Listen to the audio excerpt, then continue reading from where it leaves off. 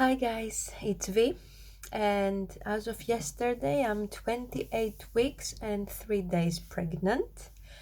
My little baby right now is about 37.6 centimeters and weighs about 1 kilo, and it's the size of an aubergine, which should be yours as well if you are in the same weeks as mine.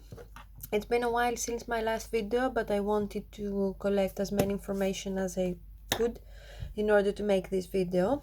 If you remember, I came back to the UK and I had to stay in for 10 days, and I had to arrange my doctor's appointments, which I missed throughout the period when I was in Greece. So I've arranged everything and I've been to a few, and I wanted to go through these details with you in this video. So first of all, I've arranged my midwife's appointment on 28 weeks. It's supposed to be on the 25th week, but I was not here. And I want to say that I think it was the most useless appointment I've ever attended. So I've been there, I waited there for a while, and once I've been in,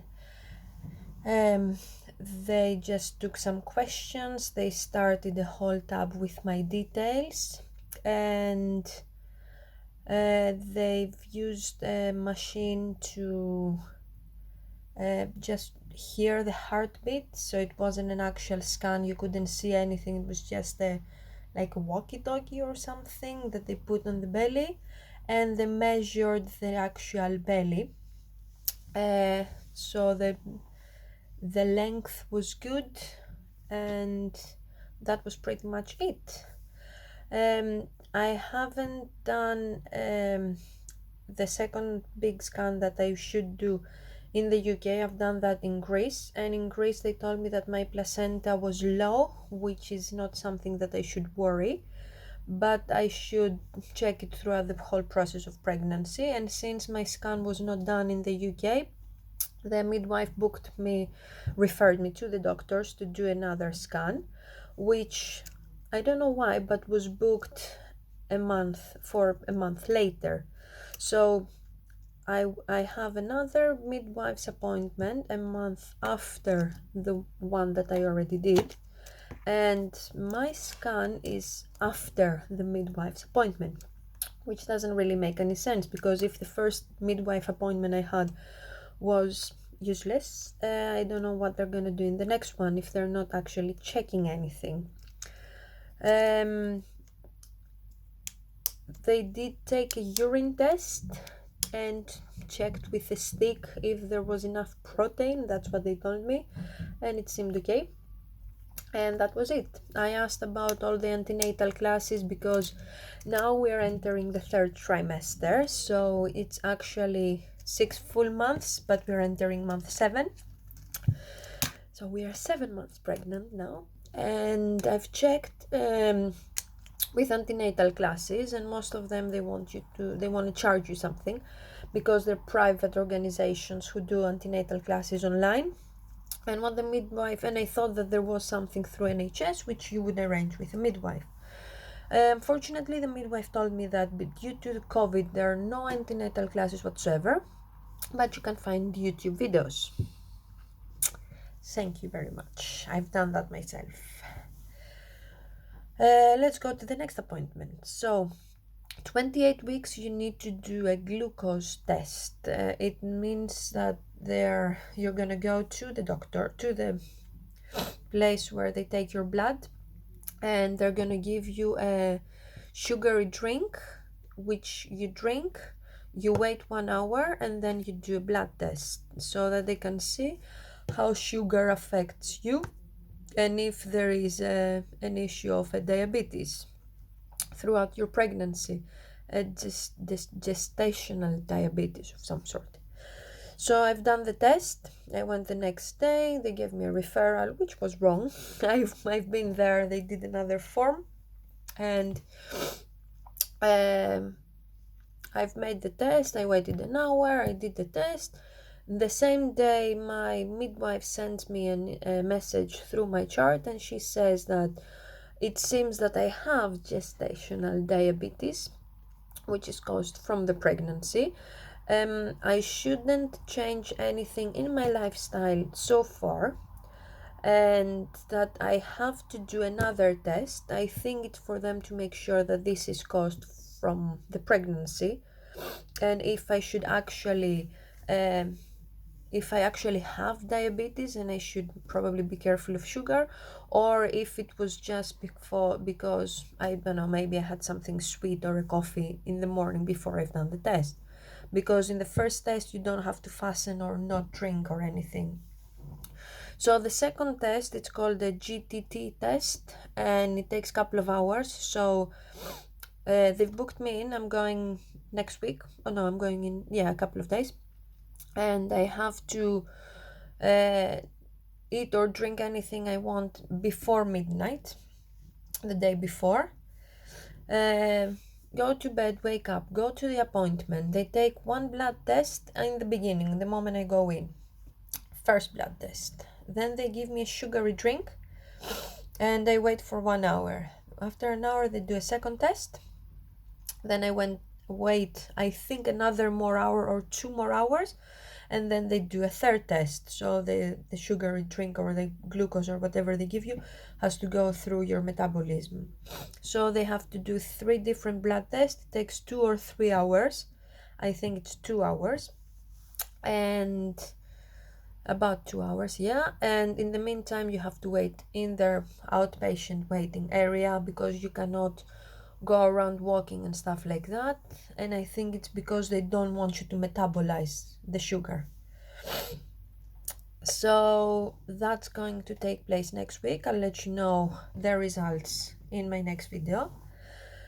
I did have another appointment with my eye, because when I went to the specialist, they said that I need to keep track of what's happening with my eye throughout the pregnancy, and I need to check it monthly. It's been about 2 months since I've checked it, because I had to come in, cancel appointments, then I had to do the quarantine, and since I called my GP, the GP has to do a referral, so they go to a referral center. Through the referral center, they called me, and because it's an eye thing, I'm not allowed to go immediately to the eye hospital due to COVID. So what they're doing is the GP contacts the referral center. The referral center contacts Specsavers, because they have opticians, and they've sent me to a Specsavers where they do have the machines to do the test, and they have to do the first test, and then they would refer me to a hospital if they saw it was the case. So since I've been in this whole process, and it's been already 2 months since I've checked my eye, and my vision, it does get worse. I do feel that when I did the exam it was 70%. I think now it's about 50%. So if I take my glasses off, from the eye I have a problem. I only see now shapes. I don't even see the big letters. With the glasses it's okay. If I have both of my eyes open, it's okay. It compensates, let's say. But yeah, I do have an issue, and I do need to check to see if it's getting worse. And I've contacted the GP again, because the referral center sent the details to Specsavers. Now Specsaver has to call me for an appointment. It's been more than a week, and I did contact the GP. It says it's out of our hands, because the only thing we can do is go to the referral center. So you need to contact the referral center if you have their phone number. So I did try to contact them with no luck. Then I did call directly the Specsavers. So after 3 phone calls to them and 3 days, they did call me back a few times. Unfortunately, this is a whole new system for them as well, so I don't want to blame them, because they don't know exactly how these things work. They're just trying to figure it out. Due to NHS not wanting to be full, due to hospitals not wanting to be full with patients who have a very, very simple issue that can be avoided, to actually go, that they can avoid to go to the hospital and can fix it through another early establishment, let's say like spec servers. So I finally, after all this process, I did go to them and they did check, and apparently it seems that the liquid that's supposed to be going in my eye and causing the blurry vision is not there anymore. However, my astigmatism is getting worse, but I cannot actually change my lenses now because this can be done due to the pregnancy. So she did refer me to the hospital to do more extensive eye exams, I think, and they will get in touch with me probably in the next 2 weeks in order to book an appointment for probably another week or so later. So when that happens, I will let you know as well. Good thing is that the liquid, they didn't see the liquid in the eye anymore, so the whole situation is not deteriorating. I do think that because we're in lockdown, so all the time I'm using my eyes more on screens like my phone and my laptop, that it does deteriorate your whatever eye condition. And if you were out hanging out with friends, you wouldn't go through all the process of having mobiles and laptops in front of you all the time. So I think that's a good issue. Let me check. I do have a few notes because I did have a lot of things to tell you. Yes, no more doctor's appointments so far. I do have, as I said, the other booked appointment, the glucose test for next week. I'm waiting for the doctor's scan next month, and the next midwife's appointment next month. And I will be waiting for the hospital eye appointment as well in the next 2 weeks. Probably the appointment would be in 3 weeks. My bump is getting bigger by the day. I think it's the last trimester, so I think now everyone's telling me that we start getting bigger. It does get bigger by the day, and I think that my little hero in here doesn't have the space he needs. So I do see him kicking all the time.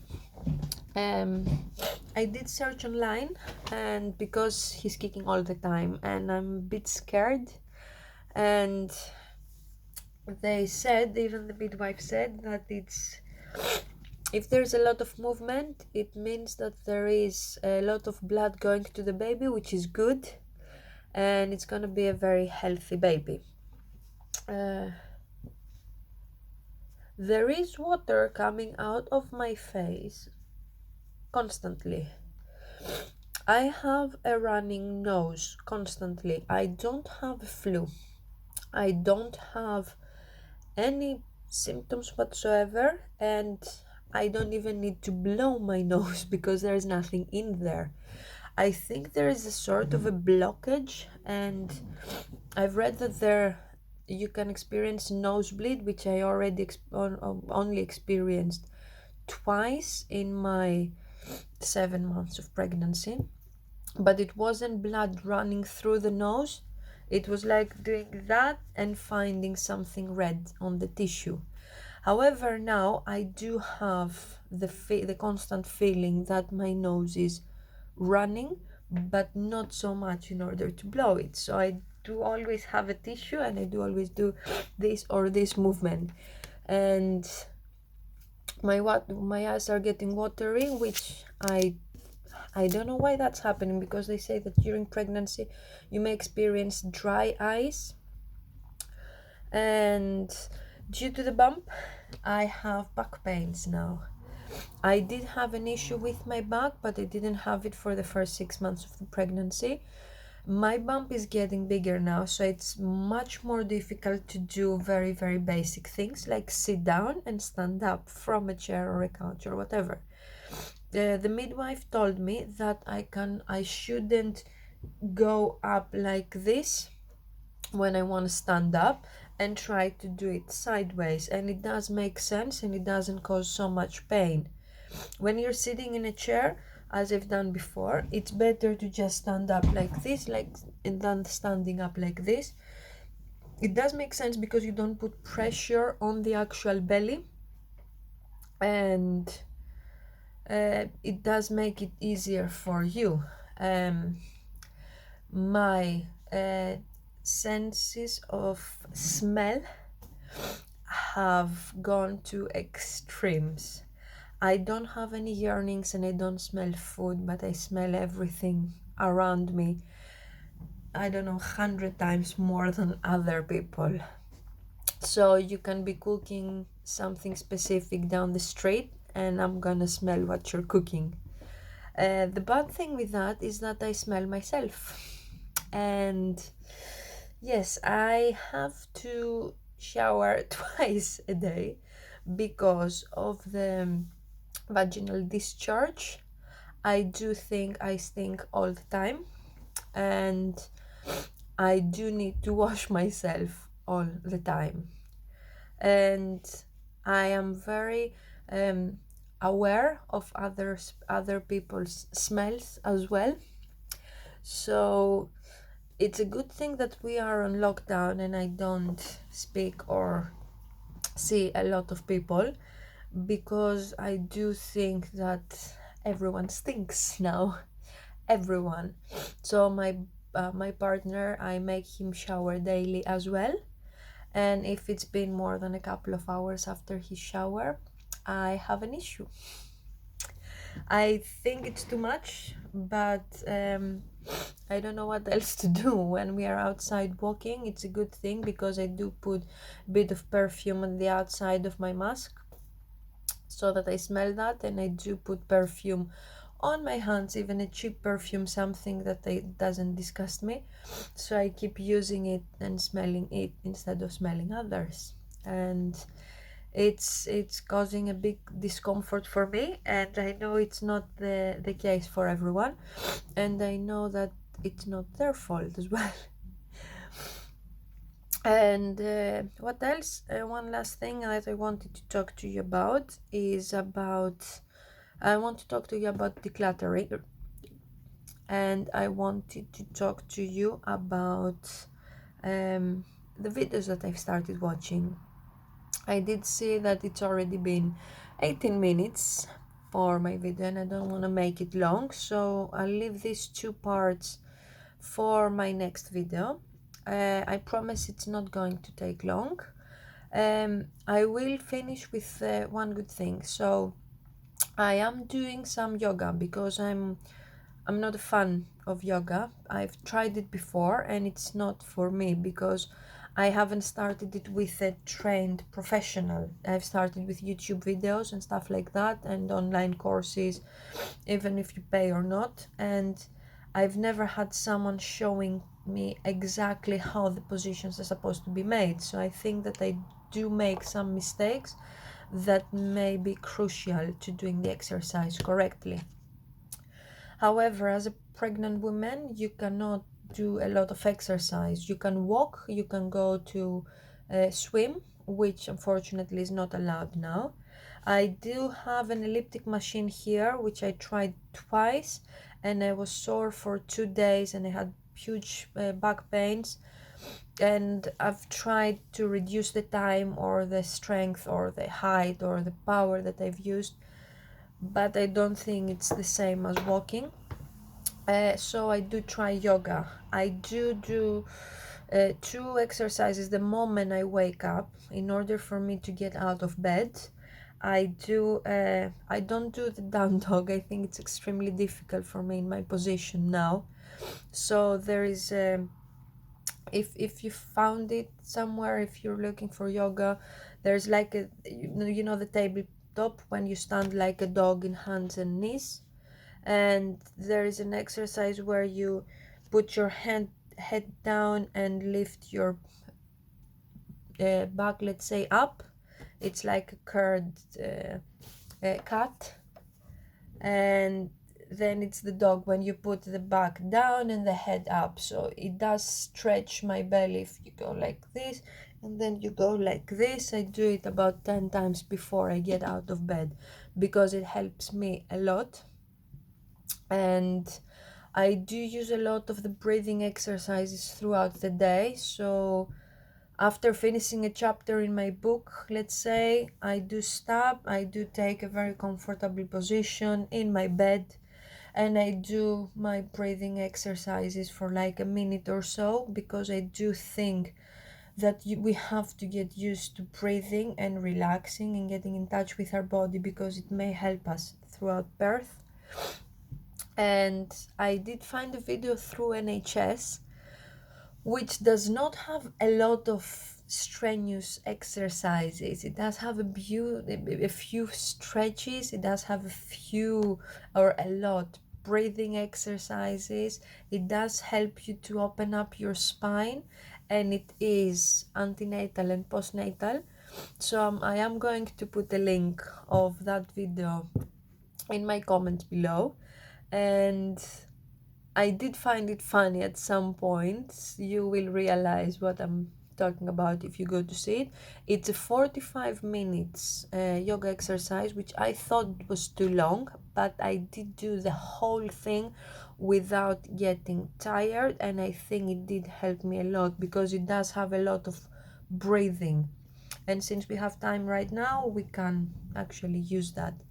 That's for everything from me for today.